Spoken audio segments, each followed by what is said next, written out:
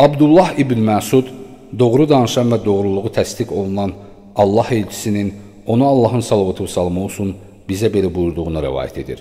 Sizin hər birinizin yaradılışı 40 gün ərzində anasının bətnində cəm olunur. Sonra bir o qədər müddət qan laxtası, sonra bir o qədər müddət ət parçası olur. Sonra Allah onun yanına mələk göndərir və ona 4 şey əmr edilir. Allah buyurur, əməlini, əcəlini, ruzisini, bədbəxt və ya xoşbəxt olacağını yaz. Nəfsim əlində olan Allaha and olsun ki, həqiqətən sizdən biriniz cənnət əhlinin əməlini edər, nəhayət onunla cənnət arasında bir qarış məsafə qaldıqda, kitab, yəni qədər onun önünə keçər. O da cəhənnəm əhlinin əməlini edib ora girər. Həqiqətən sizdən biriniz cəhənnəm əhlinin əməlini edər, nəhayət onunla cəhənnəm arasında bir qarış məsafə qaldıqda, kitab onun önünə keçər.